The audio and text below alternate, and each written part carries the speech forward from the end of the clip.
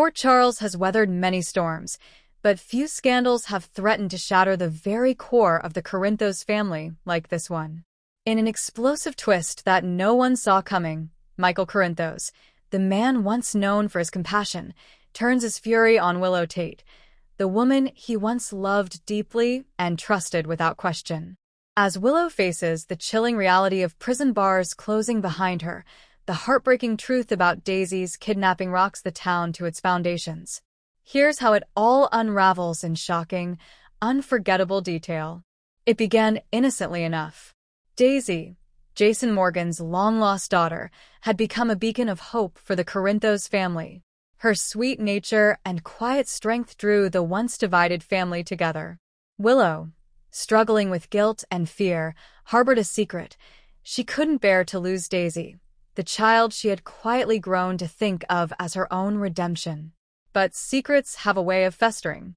The more Willow buried her feelings, the more desperate she became, until one reckless decision changed everything. Willow's descent into darkness started the day she overheard a hushed conversation between Michael and Jason. They spoke of Daisy's safety, whispering about potential threats from rivals still lurking in Port Charles's shadows. Though they reassured themselves Daisy was safe, Willow's imagination spiraled out of control. Haunted by memories of Wiley nearly being taken from her in the past, Willow convinced herself that only she could keep Daisy truly safe. In the dead of night, driven by fear, Willow took Daisy and disappeared, believing, perhaps naively, that her love justified everything. By morning, Port Charles erupted into panic. Michael's face, usually so calm and measured, reflected pure terror.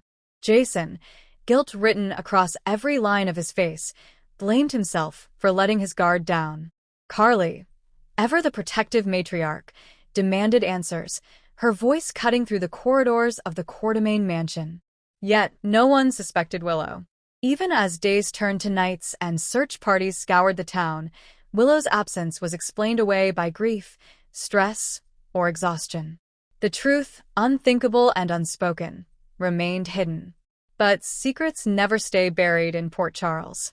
3 agonizing days later, it was Monica Quartermain, with her unyielding intuition, who first suspected something was wrong.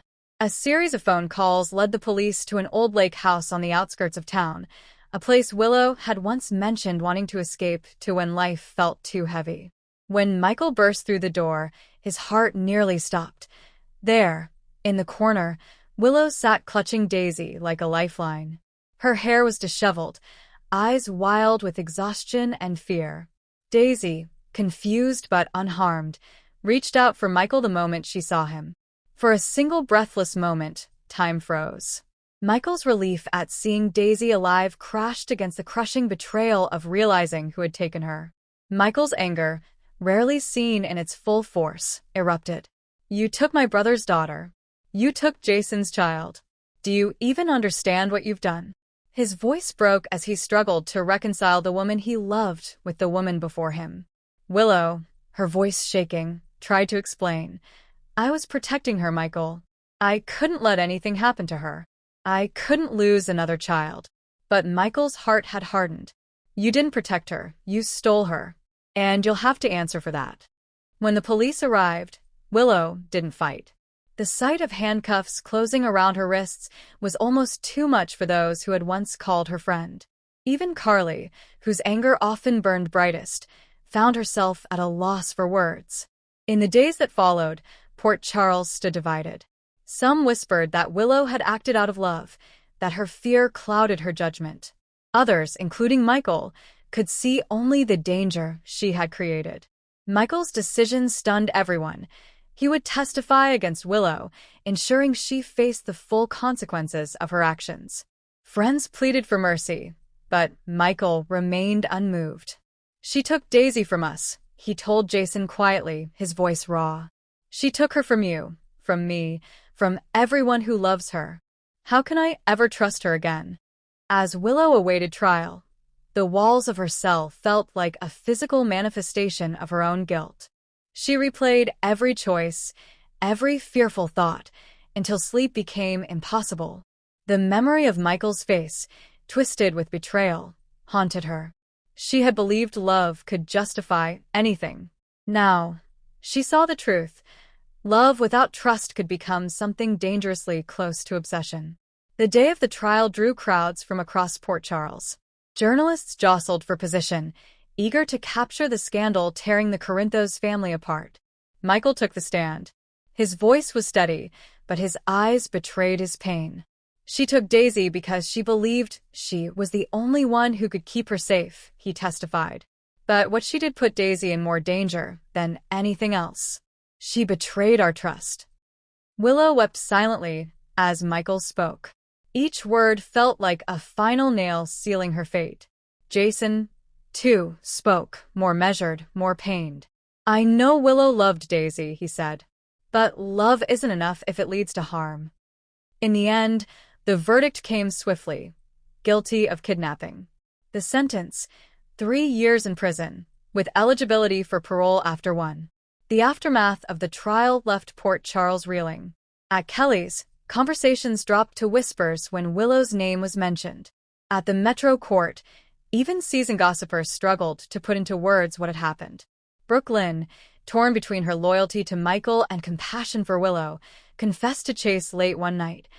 I keep thinking about how close we all were. How did it come to this? Chase, ever the voice of quiet wisdom, simply sighed. Fear can twist love into something unrecognizable. Throughout it all, Daisy remained blissfully unaware of the war waged over her. Safe once more with Jason, she asked only once about Willow. Is she okay? Jason, his voice gentle, told her, she's resting somewhere she can't visit right now. But she still cares about you. It was a truth too complicated to explain to a child, but enough to ease Daisy's heart. Behind bars, Willow faced a new reality. Isolation, guilt, and endless reflection. At first, she hoped Michael might visit, that some remnant of their love might survive. Weeks passed, but Michael never came. Instead, Willow received a single letter, written in Michael's familiar handwriting. It was short, almost clinical. I hope you can find peace, Willow. For Daisy's sake, I had to do what I did. Take care of yourself. Reading those words, Willow wept. The love story she had built in her heart had truly ended. In public, Michael remained strong. He focused on Wiley, on helping Jason raise Daisy, on rebuilding what Willow's actions had broken. But at night, when the house grew quiet, Michael found himself replaying happier times. Willow's laughter, her soft reassurances, the mornings they spent together in the garden. Part of him mourned not just what Willow had done, but the life they might have had, now lost forever. For Jason, the situation felt all too familiar. He understood the darkness that love could lead to. Quietly, he arranged for Willow to receive counseling in prison, a small act of compassion he didn't announce. When Sam asked him why, Jason's answer was simple. Because Daisy loved her. And because once so did we. At the Quartermain mansion, the echoes of the scandal lingered. Monica, ever the matriarch, tried to keep the family together. Brooke Lynn threw herself into work at deception, while Ned focused on Yelku to distract from the family pain. Even Carly, hardened by years of betrayal and loss, found herself torn. One evening, she confessed to Sonny, I keep thinking if it had been one of us, would we have done the same? Sonny, his voice low and gravelly, replied, We've all done worse for family. But that doesn't mean there isn't a price to pay. Months into Willow's sentence, a letter arrived at Jason's penthouse. Addressed to Daisy in Willow's delicate handwriting, it read, Dear Daisy, I'm sorry for scaring you. I love you very much, and I made a mistake because I was afraid. I hope you can forgive me someday. Love. Willow. Reading it aloud to Daisy, Jason watched the child's brow furrow, then soften. I still love Willow, Daisy whispered. And in that moment, something in Jason's guarded heart eased. 2. Port Charles remains divided. Some argue Willow has paid enough, that she deserves a second chance. Others insist trust, once broken, can never be fully restored. Michael, for now, stands firm. He hasn't forgiven Willow, but neither has he forgotten the love they shared. Whether time can soften his heart remains to be seen. General Hospital spoilers hint the fallout is far from over. Willow's parole hearing, scheduled in just under a year, could bring her back into Michael and Daisy's lives. Rumors swirl that a shocking witness, someone who knows what truly drove Willow's fear, might emerge to defend her. Meanwhile, Michael's icy resolve may face cracks as he watches Daisy continue to love the woman who once kidnapped her. And Jason, ever the protector, may find himself caught between his daughter's forgiveness and his loyalty to Michael. In the end, Willow's story is a cautionary tale of love, fear, and the human heart's capacity to lose its way. Michael, the man who once promised to stand by her side, became the force that sent her to prison, not out of hatred, but out of a painful sense of duty. Yet in Port Charles, nothing is ever truly final. Whether Willow finds forgiveness, whether Michael softens, and whether Daisy's innocence can heal the wounds left behind, all these questions remain, waiting for the next chapter to unfold. As the credits roll on this heartbreaking storyline, one thing remains certain. In Port Charles, love and betrayal are two sides of the same coin, and the consequences, once set in motion, can ripple through generations.